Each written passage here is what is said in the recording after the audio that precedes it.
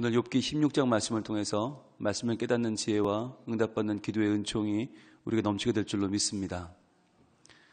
지금 욥의 고난에 대해서 세 친구가 한 번씩 한 바퀴를 돌았죠. 이야기를 하고 논쟁을 하고 논박을 하고 그 다음에 엘리바스라고 하는 가장 나이 많은 그리고 가장 지혜로운 친구가 다시 한번 두 번째 말을 했습니다.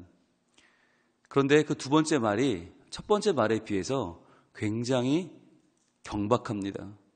굉장히 셉니다. 그리고 굉장히 비난조입니다.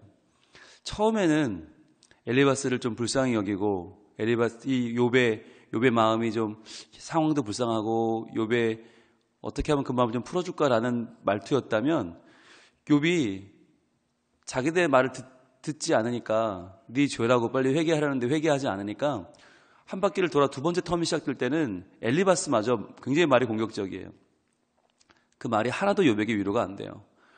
욥이 오늘 대답을 합니다. 엘리바스에게 대답을 하는데 오늘의 이 대답은 역시나 오는 말이 곱지 않으니까 가는 말도 곱지 않아요. 여러분, 사람이 관계적인 존재입니다.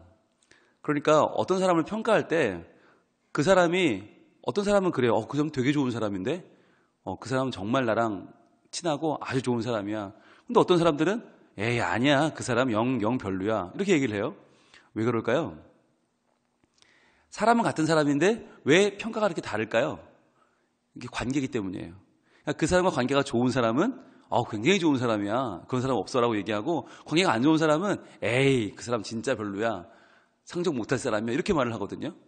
그러니까 결국은 그렇게 말을 하는 사람의 태도와 내가 처음에 어떻게 말을 했는가, 어떻게 관계를 맺었는가가 굉장히 중요한 거죠. 그래서 이 욥도 처음부터 엘리바스한테 이렇게 말하는 건 아니었어요. 그런데 세 친구가 한 번씩 다 돌아가면서 얘기를 하는데 그 말이 하나같이 정말 다 찌르는 말이고 그게 다 내 고난을 오히려 더 괴롭게 하는 말들인 거예요. 그래서 욥은 답답한 거죠. 좀 제발 누가 속 시원히 나의 이 고난에 대한 이유를 밝혀줬으면 좋겠는데 나는 열심히 살았는데 하나님과의 관계도 열심히 하고 제사도 열심히 드리고 하나님을 믿는다고 여기까지 믿어왔는데 왜 이런 고난이 나에게 닥치는지를 누구 한 명이라도 정말 내 마음처럼 풀어주면 좋겠는데 아무도 없는 거예요. 그 지혜롭다는 친구들, 위로하겠다고 온 친구들이 하나도 도움이 안 되니까 욥도 점점 화가 나고 점점 그 친구들이 원망스러워요. 이럴 거면 왜 왔나? 차라리 오지다 말지. 나를 혼자 뒀으면 내가 기도라도 했을 거 아니에요. 기도라도 하면서 하나님과 정말 더 깊은 관계에서 풀어갔으면 오히려 더 욥에게 위로가 됐을 텐데 그것도 아니고 와서 계속 엉뚱한 소리를 하니까 욥은 화가 납니다. 그래서 이렇게 대답을 합니다. 1절 욥이 대답하여 이르되 이런 말은 내가 많이 들었나니 너희는 다 재난을 주는 위로자들이구나. 이런 말, 여러분 이런 말이 뭐죠? 지금까지 쭉 15장까지 친구들이 하고 있는 이 말이죠. 그런데 여러분 우리의 말 중에 많은 말은 이런 말이에요. 많은 말이 안 해도 되는 말, 해서 좋을 게 없는 말, 괜히 말해서 염장 지르는 말들이 많아요.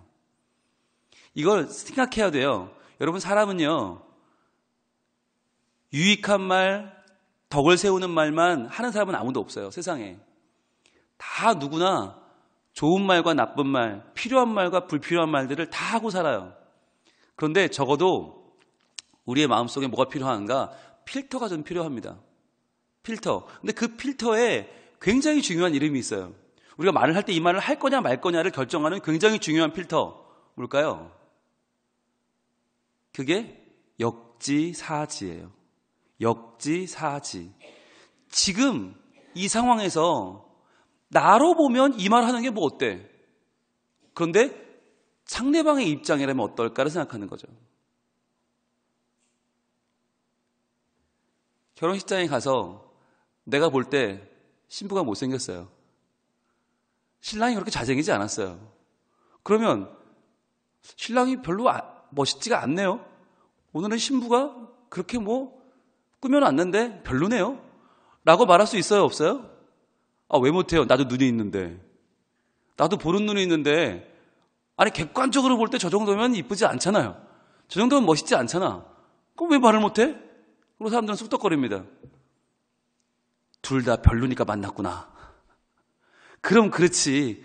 제가 시집 간다 그럴 때부터 알아봤어. 신랑이 난쟁이 똥자루만 해. 어디서 골라도 저런 걸 골랐어? 아이고, 끼리끼리 결혼하는 거지 뭐. 나도 냅둬 저러다 살다 줄게. 이렇게 말할 수 있어요. 아니, 이게 객관적인 팩트 아닙니까?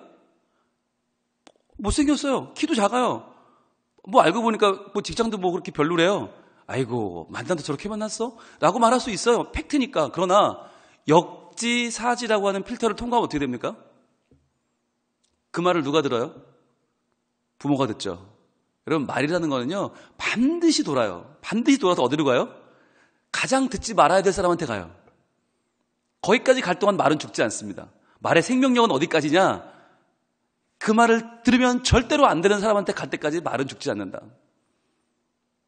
그럼 제일 듣지 말아야 될 부모가 듣죠.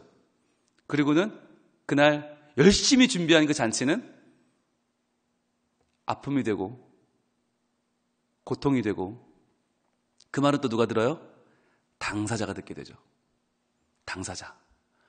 나한테는 너무나 멋진 신랑인데, 나한테는 이 세상 누구도 바꿀 수 없어서 결혼을 하는 최고의 신랑인데, 그리고 나에게는 최고의 신부인데, 저 여인의 마음속에 있는 저 귀한 보석 같은 사랑을 발견하고 내가 저 사랑에 목숨을 걸고 평생을 바치겠다 헌신하고 결혼하는데, 사람들은 내 마음을 몰라주는 거예요. 그녀의 진가도 모르고 내 마음도 몰라요. 우리가 가지고 있는 미래에 대한 비전도 소망도 기대감도 아무도 몰라요. 그리고는 보이는 대로 판단하고 별로야 별로끼리 만났어. 얼마나 큰 상처가 되겠어요. 그러니까 요즘 소위 팩트 폭행, 팩폭이라고 하죠. 팩트 폭행이 뭐냐면, 내 말이 틀렸어, 맞잖아. 팩트만 얘기하는데 왜 난리야? 있는 말 그대로 하는 거예요. 그런데 있는 말 하는 거 그거 하면 안 돼요. 팩트 폭행하면 안 돼요. 왜? 역지사지라는 필터를 통과할 수가 없어요. 그 팩트가 누구를 위한 팩트입니까? 말하는 나를 위한 팩트는 소용이 없다는 거예요. 듣는 사람이 과연 그 말을 듣고 그렇지, 그게 사실이지, 맞아, 고개를 끄덕일 수 있는가? 아니면 그 말 때문에 잠을 못 자고, 그 말 때문에 가슴이 아프고, 그 말 때문에 살기 싫어질 수 있는가라는 거 하는 거죠. 여러분, 법에도요, 명예훼손이라는 법이 있습니다. 명예훼손죄. 그런데 그 명예훼손죄가 사실을 말하면 명예훼손이 안 되느냐? 아니에요. 사실을 말해도, 있는 그대로의 말을 해도 그 사람이 들어서 기분 나쁜 말은요, 명예훼손입니다. 유죄입니다. 법이 그렇다면 우리의 삶의 자세는 어때야 될까요? 삶의 자세는 법보다 더 깊어야 되지 않을까요? 더 상대방을 배려해야 되지 않을까요? 기본적인 우리의 삶은? 그렇다면 역지사지의 마음을 우리는 항상 가지고 있어야 돼요. 그래서 이 말이 내가 하기 좋은 말인가, 아니면 상대방이 들어서 덕이 되고 유익이 되고 행복할 말인가, 한 번 더 고민해 봐야 되는 거예요. 우리가 잘 아는 말 중에 그런 말 있죠? 오해하지 말고 들어. 어떻게 오해를 하래요? 이 말 듣는 순간 오해하게 되잖아요. 그죠? 참 놀라운 기능이 있는 말이에요. 오해하지 말고 들어 하는 순간 오해하게 됩니다. 그리고 또 이거 있죠. 우리끼리니까 하는 얘기인데 라고 하는 순간 우리가 아니죠. 이 순간부터는. 너는 너고 나는 나죠. 그리고 나니까 해주는 얘기인데, 자, 이렇게 되면 그때부터는 여러분 마음이 확 다치지 않습니까? 마음속에 혀터라도 있는 것 같아요. 확 다쳐버려요. 그 얘기는 듣기 싫어요. 우리끼리니까 그런 얘기 하지 마요. 나니까 그런 얘기 안 해도 돼요. 근데 우리는 꼭 우리끼리니까 이런 얘기를 한다고 하면 상처를 주고요, 나니까 해주는 얘기라고 하면 상처를 줘요. 대부분 우리의 못난 모습을 몰라요, 알아요? 자기만큼 잘하는 사람이 어디 있어요? 자기의 문제를 누가 아파해요? 나만큼 아파하는 사람은 없어요. 나만큼 그거 고치려고 노력하는 사람이 없고요, 나만큼 그것 때문에 잠 못 자는 사람은 없어요. 그런데 지나가던 사람이 우리끼리 얘기니까 라고 말하고, 나니까 얘기해 주는 건데 라고 말하고, 오해하지 말고 들어 라고 말하면 그날 밥은 다 먹은 거죠. 잠은 다 잔 거죠. 여러분, 이러한 일들이 너무 많아요. 너무 많아요. 저도 교회 안에서 신방을 해보면 가장 많이 토로하는 괴로움은 말로 얻은 상처예요. 말 때문에 얻은 상처를 토로하는 분이 굉장히 많아요. 근데 그 중에 한 1000분의 1에서 10,000분의 1은 제 말 때문에 상처받은 거예요. 근데 그렇게 말해주는 분은 굉장히 고마운 분이죠. 왜? 그래야 저도 고치니까. 그런데 그런 분은, 대놓고 말하는 분은 1000분의 1, 10,000분의 1도 안 돼요. 대부분 그 얘기를 누구한테 하나? 당사자에게 못해요. 돌려가며 해요. 근데 그 말이 상처받아서 한 말인데, 너무 괴로워서 한 말인데 그 말이 또 돌아요. 그럼 어디까지 간다고요? 가장 듣지 말아야 될 사람까지 가요. 그럼 그 말이 또 살아서 또 칼이 되고 창이 되고 도끼가 돼서 또 상대방을 찍는 거예요. 그러니까 나는 지금 아파서 한 말인데, 상처받아서 한 말인데 그 말은 또 다른 상처가 돼서 세상에 살아남는다는 거죠. 돌고 돈다는 거죠. 그렇다면 그 상처를 끝낼 수 있는 길은 뭔가? 바로 역지사지입니다. 입장을 바꿔 생각하는 것. 내가 상대방이라면 이 말을 어떻게 들을까? 이 말을 할 때 상대방의 마음은 어떨까를 한 번 더 고민하는 것이죠. 그렇지 않은 말, 역지사지라는 이 필터링을 통과하지 못한 말은 다 무슨 말이냐? 이런 말이 되는 거예요. 이런 말. 자, 너희는 다 누구라고요? 재난을 주는 위로자들이구나. 여러분, 이게 말이 되는 얘기예요? 재난과 위로자, 이게 맞나요? 괜찮나요? 재난을 주는 위로자. 이 말은 모순이죠. 이거 말이 안 되는 얘기죠. 위로자는 누구예요? 재난에서 건져주는 사람의 위로자 아닙니까? 그런데 재난을 주는 위로자라는 말은 뭐예요? 위로를 한답시고 지금 여러 가지 얘기를 하는데, 오해하지 말고 들어. 우리끼리니까 얘기야. 나니까 해주는 거야. 라고 위로를 한다고 하는데 그건 다 재난이라는 거죠. 더 큰 재난을 주는 거죠. 더 큰 상처에 소금 뿌리고 있는 거죠. 이거 하지 말라는 거예요. 이러면 안 돼. 이러면 내가 너무 힘들잖아. 라고 욥은 지금 그들에게 마음속에 있는 아픔을 이야기하고 있습니다. 그러면서 이런 말, 재난을 주는 말이 뭐냐? 바로 3절이죠. 헛된 말이에요. 헛된 말. 헛된 말이 어찌 끝이 있으랴? 네가 무엇에 자극을 받아 이같이 대답하는가? 헛된 말의 특징이 뭐냐? 자극을 받는다는 거예요. 즉 말이 말을 낳는다는 거예요. 원래 하려고 했던 말보다 더 심하게 말하게 된다는 거예요. 자극을 받아서. 너 지금 뭐에 자극받아 이렇게 헛된 말을 늘어놓느냐라는 말은 네가 지금 처음에 했던 말보다 더 세지고 있고 더 악해지고 있고 더 나빠지고 있다. 너 그거 알고 있니? 라고 하는 얘기죠. 내 친구 엘리바스야, 네가 처음에 했던 말은 그나마 들어줄만 했어. 그런데 두 번째 말은 너무 심해. 그렇게 말하는 거 아니지. 네 말이 말을 부르는구나 라고 하는 얘기죠. 그러면서 4절이 중요한데요. 4절을 노란색으로 한번 드시고, 자, 어딜 치시냐면, 자, 일단 볼게요. 나도 너희처럼 말할 수 있나니 가령 너희 마음이 내 마음 자리에 있다 하자. 자, 여기를 한번 쳐보세요. 가령 너희 마음이 내 마음 자리에 있다 하자. 여기를 한번 쳐보세요. 이걸 네 글자로 말하면 역지사지입니다. 너희 마음이 내 마음 자리에 있다 하자. 우리 서로 한번 마음을 바꿔보자는 거죠.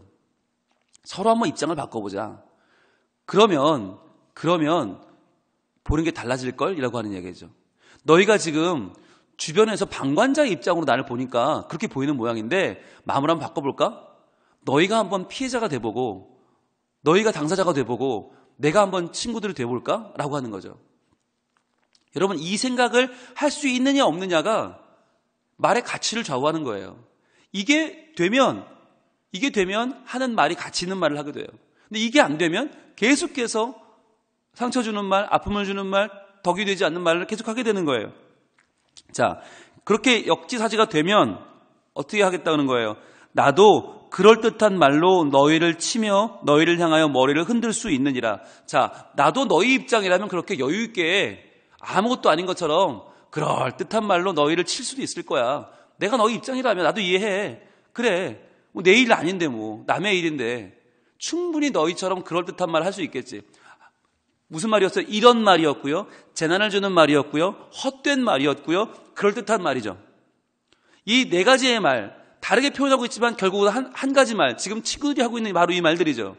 그 말들을 네 가지 다른 말로 표현했죠. 그러면서 그럴듯한 말로 너희를 치며, 말로 친다는 게 뭐예요? 말로 찌르고 말로 공격한다는 거죠. 아프게 한다는 거죠.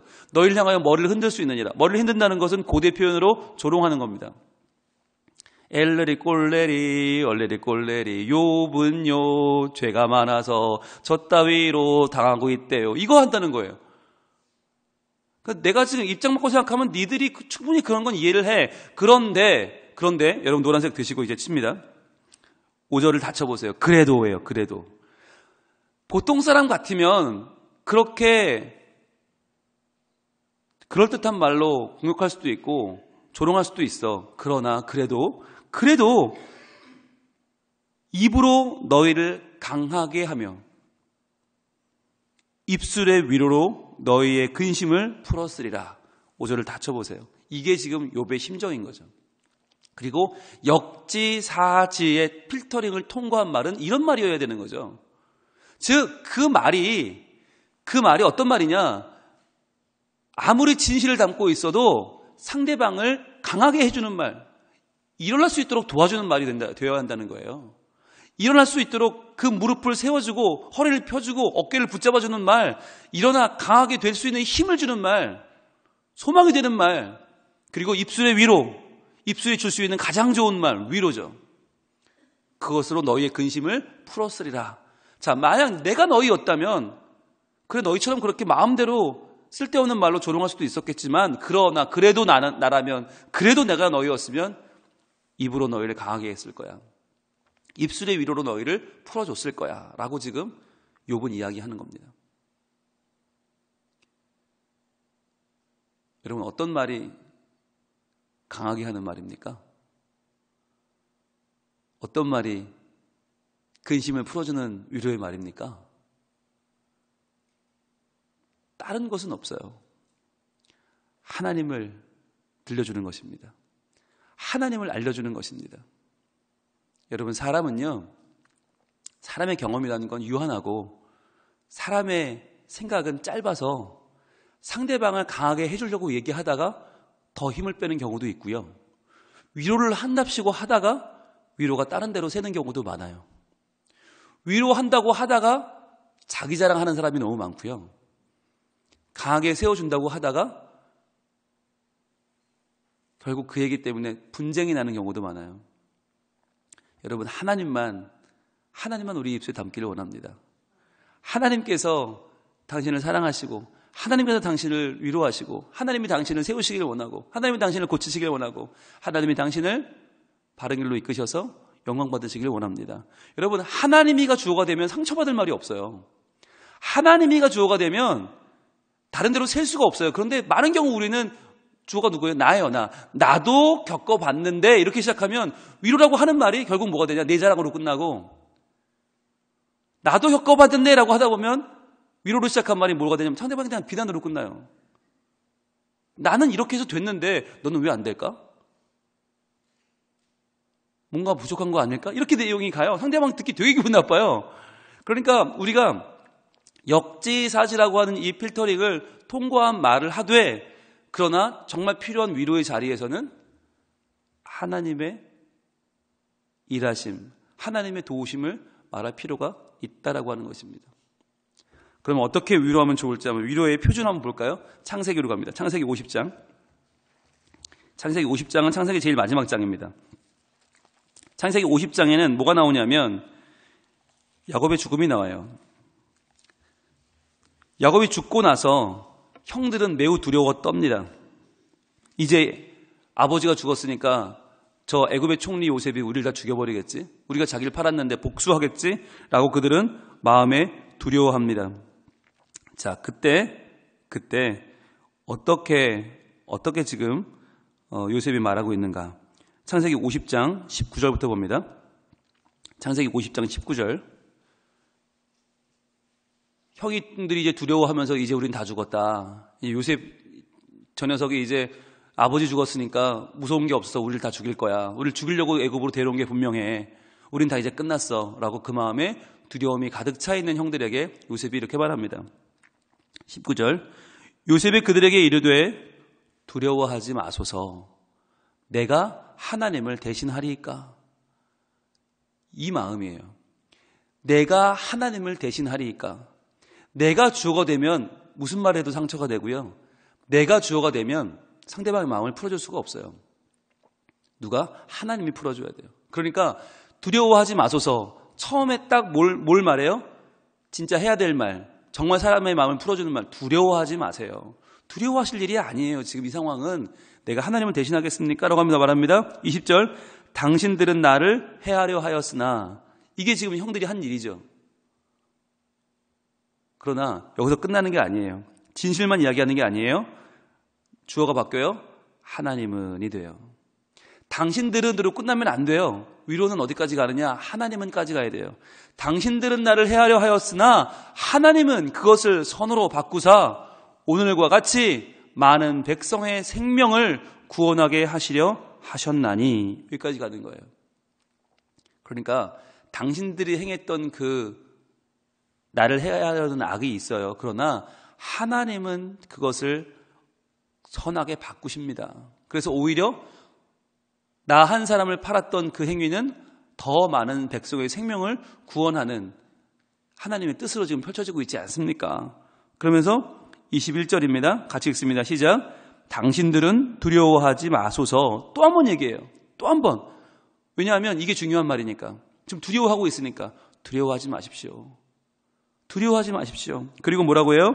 내가 당신들과 당신들의 자녀를 기르리이다 하고 그들을 간곡한 말로 위로하였더라. 위로라는 건 뭐가 따라야 돼요? 행동이 따르는 거예요. 위로는 논리가 아니에요. 위로는 입의 말이 아니에요. 몸으로 하는 거예요. 삶으로 하는 거예요.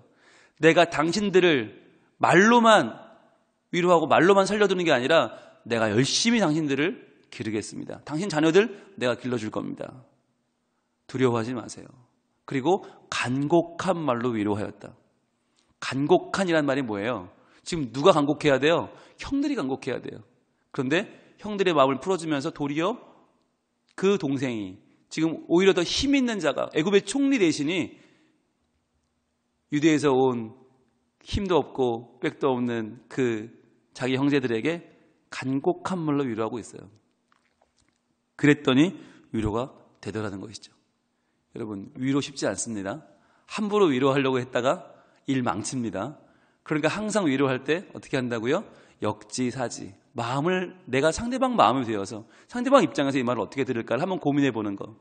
그리고 또 하나, 위로할 때는 항상 주어는 하나님이 되어야 된다. 하나님이 되어야 된다. 그러지 않으면 나도 모르게 비난하게 되고요. 나도 모르게 자랑하게 되고요. 나도 모르게 상처를 주게 되는 거예요. 병원에 가서 환자한테 우리 뭐라고 그럽니까? 이 병은 몸에 안 좋은 걸 먹어서 그렇대. 이 병은 자기 관리를 안 해서 그렇대. 운동을 더 해야 될 것 같아. 이제부터 운동 좀 하지. 이제 먹는 거 좀 가려 먹지. 이제 좀 술, 담배도 좀 끊고 이제 좀 과로도 하지 말고 스트레스 받지 말고 좀 편하게 살면 얼마나 좋을까? 위한다고 한 말이에요. 근데 결국 다 뭐예요? 다 비난이에요. 다 잘난 체예요. 나는 술, 담배도 안 하고 나는 스트레스도 안 받고 나는 과로도 안 하고 나는 이렇게 편하게 사니까 나는 안 아프잖아 라고 하는 얘기밖에 안 되는 거죠. 듣는 사람 기분 되게 나빠요. 누구는 아프려고 아파요? 누구는 스트레스 받고 싶어 받아요? 과로하고 싶어 해요? 먹고 살려니까 가족들을 부양해야 되니까 할 수 없이 열심히 사는 건데 지금 와서 나한테 이제 마음 편히 갖고 운동도 좀 하고 좀 이제 좀 그렇게 살아.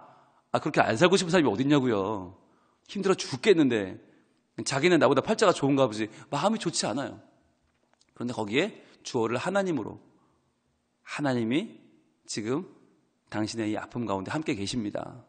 지금 어렵고 힘들어도 하나님께 당신의 마음을 드리고 우리 하나님이 주신 위로를 받읍시다. 하나님 분명히 이 병도 치유하실 것이고 완쾌되게 도와주실 것이고 그 후에도 후유증이 없도록 하나님이 도와주실 거예요. 우리 하나님께 기도합시다. 라고 하면 상처가 없어요. 내 경험, 내 자랑 접어놓고 팩트 폭행하지 말고 오직 하나님의 일하심만 이야기합시다. 그러면 그게 위로가 되고요. 그 위로는 나도 살리고 너도 살리는, 모두를 살리는 말이 될 것입니다. 욥기가 왜 이렇게 힘들고 답답합니까? 위로하지 않기 때문이에요. 입장을 바꾸지 않기 때문이에요. 하나님을 주어로 내세우지 않기 때문이에요. 그래서 이 세 친구의 말들은 하나도 위로가 안 되고 이런 말이 되고 재난을 주는 말이 되고 의미 없는 말이 되고 상처 주는 말이 되고 아픔을 주는 말들이 되고 있어요. 오늘 우리의 말들은 어떤 말이 됩니까? 오늘 우리도 많은 말을 하겠죠? 과연 내 말은 어떤 말이 될까?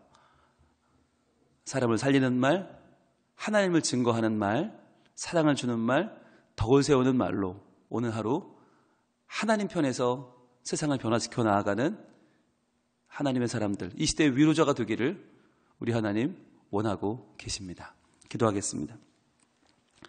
하나님, 저희들도 위로하고 싶은데 상대방을 강하게 해주고 싶고 내가 만나는 그 사람을 북돋아주고 싶은데 어떻게 말해야 될지 잘 모릅니다. 그래서 한다고 한 말이 결국 더 상처를 주고 더 관계를 깨뜨리는 일들이 얼마나 많이 있습니까?